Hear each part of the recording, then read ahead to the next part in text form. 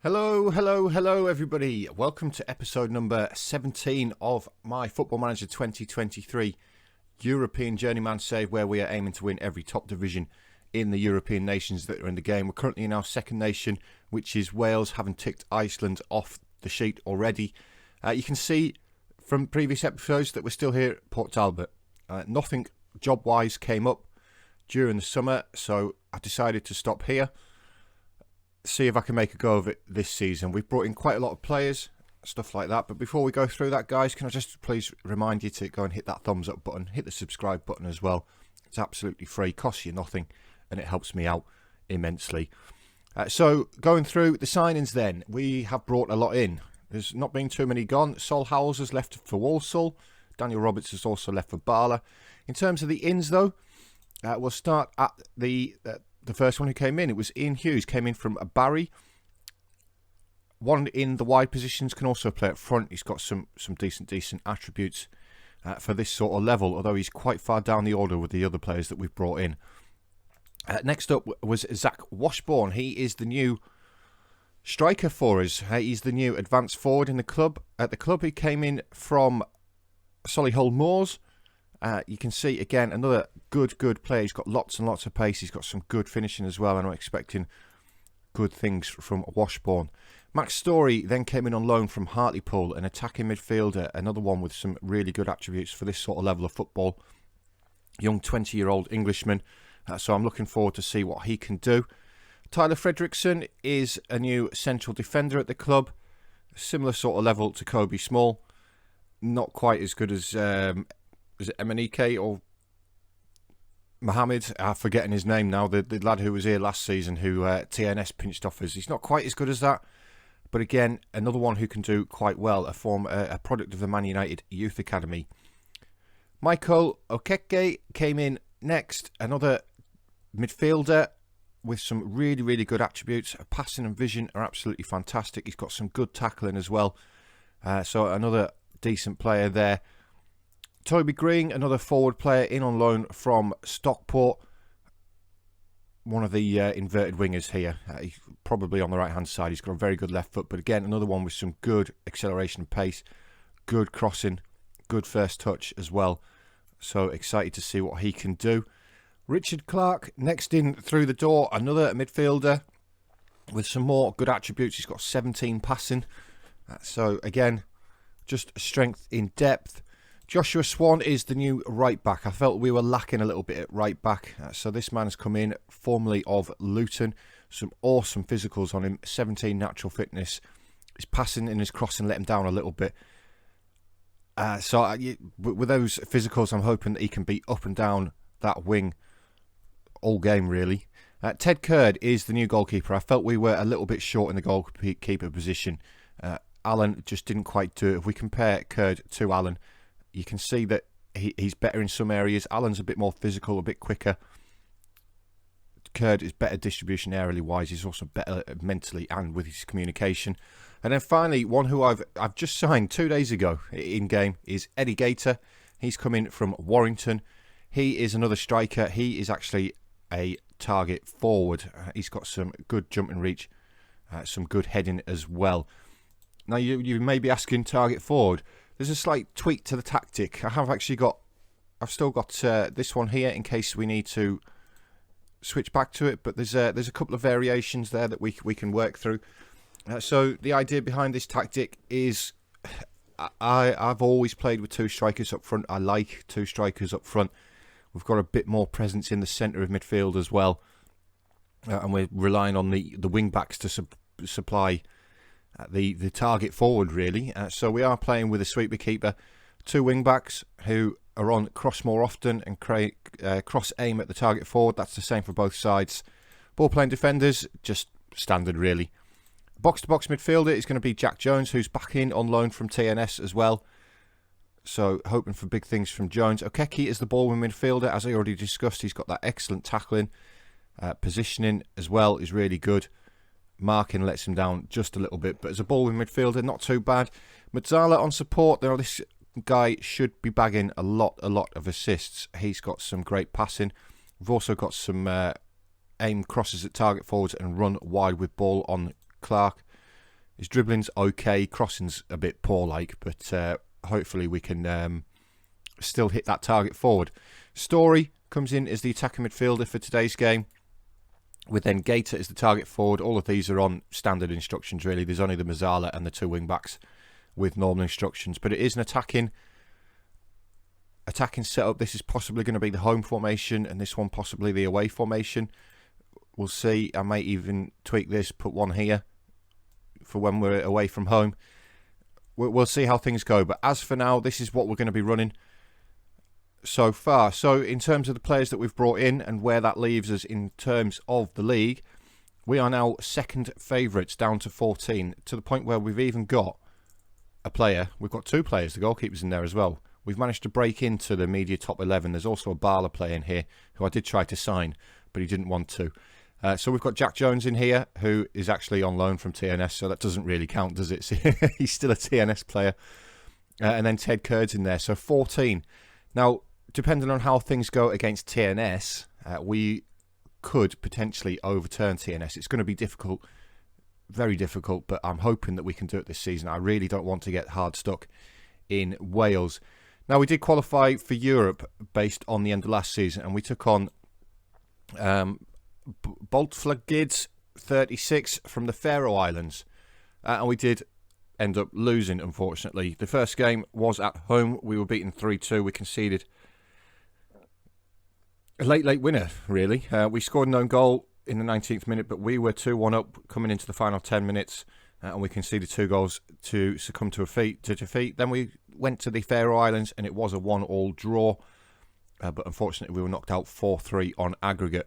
We have had one competitive match so far this season. It was in the Nathaniel MG Cup second round. You can see here we quite comfortably beat Llanwit Major 5-1. Now that was using the old tactic. I haven't actually used the new one yet. But Harry Chapman, Toby Green, Kobe Small and Zach Washbourne bagging the goals in that one. So that's how things are looking for today, guys. Looking forward to how this season's going to go. Like I say, I'm really hoping that we can topple TNS this season. Now it is going to be difficult. One thing that could go in our favour is if TNS are still in Europe, which they are. They're out the Champions League, but they're in the Conference League, and they're still in the qualifiers for the Conference League. They're coming up against an Armenian team, so you potentially expect them to be winning that. How good are the players at this Armenian team? Yeah, they're not great, are they? In fact, let's have a look at their key player, who's a Ukrainian. You see, he's not too bad. He's actually pretty good compared to our squad anyway. So hopefully TNS can have a good run in Europe, which might derail them earlier in the season. It might give us the advantage early on. Today's game, though, is at home. It's the first game of the season. It is against Airbus UK. It's a game that we're expected to win comfortably. It's in here somewhere. By the way, the board do expect us to qualify for the UEFA Conference League again. The board expectations and the supporter expectations for this game are both of us for us to win, basically. There was somewhere in here that had the odds. I've forgotten where it is. It doesn't really matter, but we are the favourites. We are the favourites. So, without further ado, let's get into the game. See if this new tactic can work. Bannon is injured, by the way. I haven't forgotten about last season's top scorer. So we're going to go with this for today. I've already been through the starting lineup. I've been through the tactic. So, like I say, hopefully we can hit the ground running while TNS is still involved in Europe. Hopefully get a little bit of a lead on them. And we're underway in our 5th season, and straight away we have got an early highlight. It's Jones whipping that ball in towards Clark. Doesn't win it though. Gator's there, Fredrickson, and we've been awarded a penalty in the 4th minute of the new season. This would be a fantastic start to life this season. Can Gator, on his debut, tuck it away? He can. Gator, inside of the first 5 minutes on his Port Talbot debut, has given Port Talbot the lead to put us 1-0 up in this game, and that's a great start to the season. So yeah, 3rd season at Port Talbot. I didn't expect to be here quite as long as this, not at one club anyway. But the only real job that I would have taken in Wales is the TNS job, and obviously that's not available at the minute. So we kind of have to stick with it with Port Talbot. We'll see what happens with TNS later in the season or at the end of the season if we're still here, if we haven't already won it with Port Talbot. But we're a little bit hard stuck in Wales as things are. 3 seasons so far. This is what I expected to be in Iceland, but we had a fantastic time in Iceland. So we're in a half-time break anyway. It is a comfortable 1-0 lead. We have absolutely dominated the game. Airbus haven't been out of their own half yet, which is great. And straight away into the second half, we seem to get a lot of early highlights after halves. We are coming forward again. Small has got the ball, finds Fredrickson, his new defensive partner. Gives the ball to Jones in the middle, finds Gator. Okeke.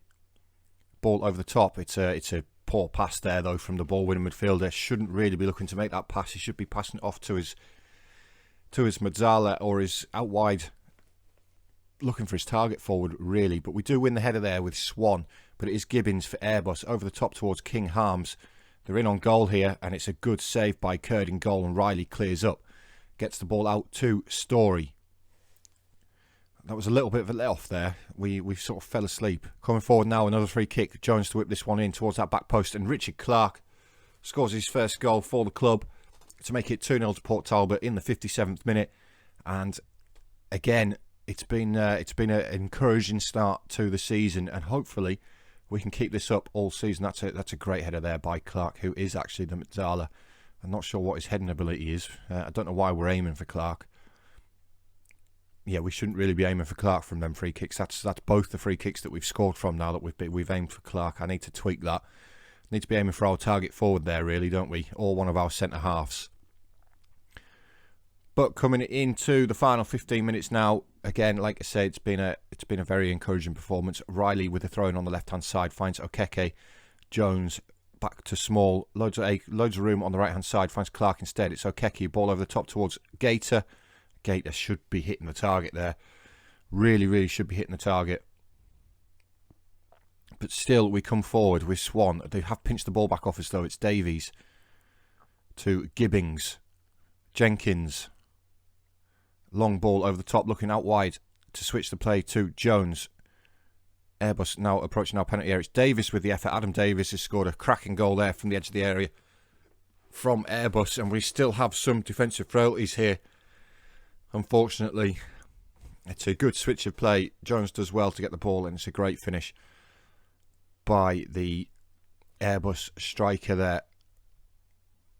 I hope this highlights for us. Fredrickson with the ball finds Small. Small into Gator. Jones. Washbourne. He's not really been in the game, but he's done really well there to turn his man. That's a good save from the goalkeeper.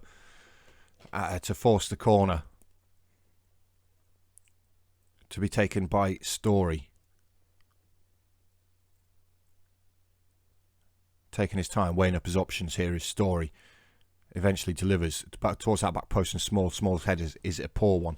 Let me know, by the way, how you think the match engine looks. I've turned some of the graphics down a little bit. Now, I've been watching back some of the previous episodes, and frame rate wise it just seems a little bit poor in the match engine on the videos, so I've turned some of the graphics down. Now it seemed a lot smoother to me there.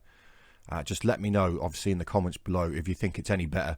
But we have picked up a 2-1 win to start the season. Kobe Small with the man of the match performance. First game with a new tactic. The guys still aren't used to the tactic yet, so there's obviously improvements to come there, but we are currently sat in third position. Yes, I know it's only been one game, so there's still a lot of football to be played. But that is the end of today's episode, guys. Thank you very much. We've been through the new signings. We've been through our aims for the season. Our aim is obviously to win the league. Now, TNS are going to stand in the way of that, obviously. But all we can do is win our matches, and hopefully TNS can slip up at some point. Last season they were unbeaten. We need to be the team to beat them this season. So I'm going to come back a third of the way through the season, guys, and we'll run through what's been happening. Like I said at the start of the episode, though, guys, please remember to hit that thumbs up button, that subscribe button. It does help me out immensely. It really does, and it's free for you to do. It doesn't cost you a thing, just a little bit of your time. That's all. But guys, thank you for watching, and I'll see you all in the next episode.